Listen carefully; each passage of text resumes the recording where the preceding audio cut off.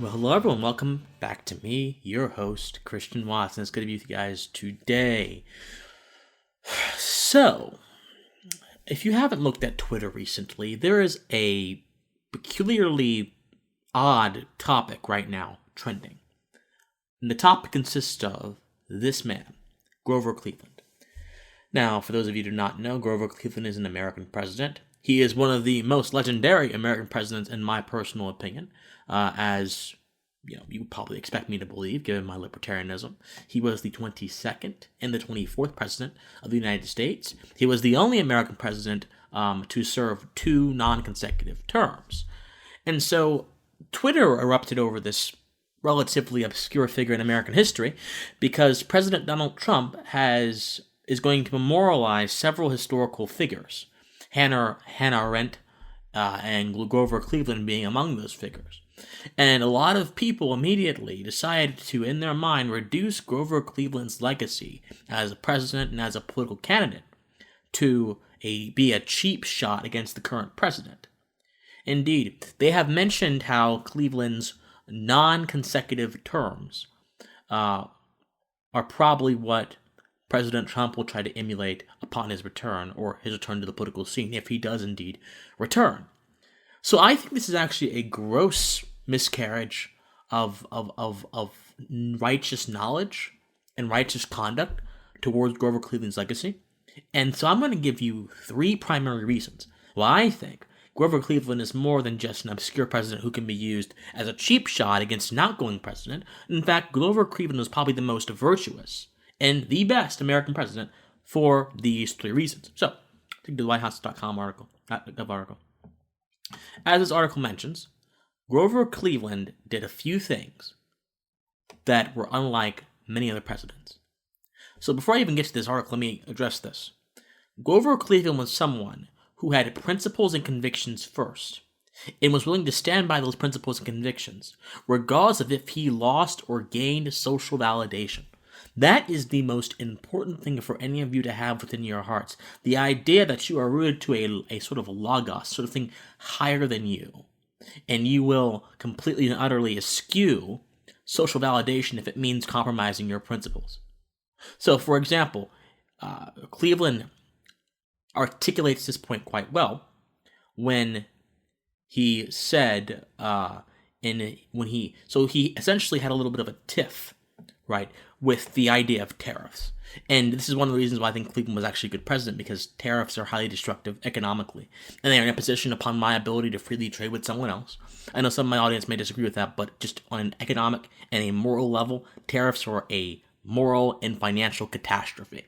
And so he basically said that he was not going to have tariffs anymore, and his party at the time supported tariffs big time.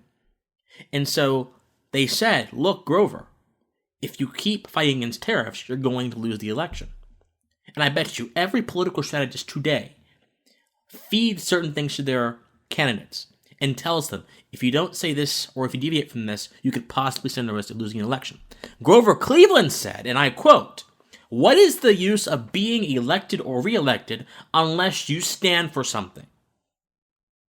So that is a principled, virtuous statement which recognizes that the presidential office is meant in its natural condition, is meant in its original condition, in its genesis, to be something, a rock, a foundation by which you stand and articulate the visions that the presidency was meant to guard. The visions of liberty, the visions of a limited government, the visions of all of these things which animate the American spirit. Cleveland understood that. And he did not let temporal, political analysis and political footballs get in his way of reaching up to the highest height of the truth. That's sort of a hermetic principle, right? So for those of you who do not know, Hermes was a magician back in the ancient days. And a lot of tarot stuff, a lot of mystical stuff is built off of the hermetic tradition. And so in tarot, there's a card called the Magician. And the Magician is reaching up with his hands and then reaching down with his other hand. And the adage, as above, so below, is appended to the archetype of the magician. So even if you don't believe in tarot, because I'm personally not into all the tarot stuff, I use it as a sort of a conceptual waypoint as opposed to something that I actually believe in, the principle is the same. Grover Cleveland quite literally rooted the Logos, rooted what was righteous, down to earth, and kept that what was above, kept that which was correct, and above the political interests of his day in his considerations. That is a good precedent. And even if they did something I disagree with, so long as they made sure to keep what is above from being destroyed or being obscured by what is below in the American political context, being the talk of political analysis, the sort of political expediency over convictions and principles, Cleveland understood, no, what is above will come down below. It will not be obscured. It will be magnified. We like him for that. And then we also like him, again, for making sure tariffs, or trying to make sure tariffs, were completely and utterly reduced. Because again, tariffs are an imposition against my right to freely trade with my property with someone who I like, or someone who I am engaged in a voluntary compact with. In fact, tariffs, my friends, are predicated upon this idea that the economy is a collective force that can and must be ordered collectively for the good of society. But this pernicious idea is predicated almost entirely, 100% entirely, upon a common good understanding of the economy. And a common good understanding of the economy, just like a common good understanding of anything else, completely and utterly misses the fact that majority assent, majority will, does not confer righteousness, does not confer moral or ethical correctness towards a proposition. A proposition must have more than the fickle whims of a assenting group of people, because guess what? When you have logical, conceptual disputes, people are external to those logical, conceptual disputes. We simply articulate things. But when you make the people who are external to those things an inherent part of those things, you completely and utterly reduce the power and reduce the significance of these concepts. Tariffs are bigger than people. They affect people, but they are bigger than people. But if you make this common good idea a part of the idea of tariffs, what happens? It no longer is about the tariffs, and it's all about what a group of people want. So you completely and utterly are not even tackling the main issue. You're tackling something akin to a straw man. So we like Cleveland because he said no to all that stuff. And for the third reason, my friends, Grover Cleveland, as it mentions here, wanted to maintain the gold standard. Now, this article, unfortunately, does not go deep into that. But Grover Cleveland wanted to maintain the gold standard. So why is the gold standard a good thing? Primarily because, and I'll have some economics people come against me for this, but primarily because fiat currency is fundamentally unstable. It's fundamentally unstable because, in America's case, it is predicated upon the full faith and trust of our investor. So when that full faith and trust goes away, the value of the currency goes away. So that's why these currencies get inflated and all that kind of stuff. The Federal Reserve, they out here printing money, devaluing the currency. When you have more of a particular thing in the supply, the demand is not as big, the value goes down. This is basic economics. But fiat is primarily an absurd notion because it tries to assign value to something completely out of thin air. It tries to assign value from something that has no core basis beyond whim. Gold, silver, coins, all of that stuff has core basis beyond whim. We can actually see, feel, and touch their value. It's not just paper being assigned a particular geographical appearance for us to then assign value to it. But we also like Cleveland. I'll give you a fourth reason. We like Cleveland because he believed in letting the free market work.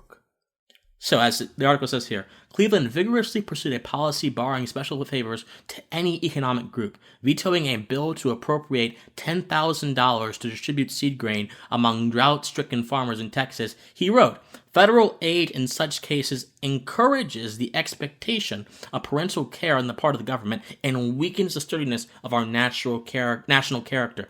Cleveland understood that the stalwart nature of your character, which from your will flows, from your character, your will flows. He understood that was the most important commodity, the most important currency, the most important anything, the most important part of wealth, prosperity that anyone could have. Not a dollar, not a grant, not a subsidy. It was you. You were the value.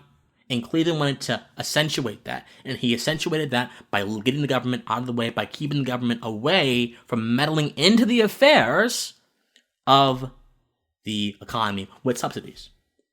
So, Cleveland obviously wasn't perfect. There are plenty of problems with his presidency, but he was one of the best, most liberty-minded, most individualistic-minded, most American-minded, in the sense of being part and parcel to the American tradition that came 100 years before him, president we have ever had.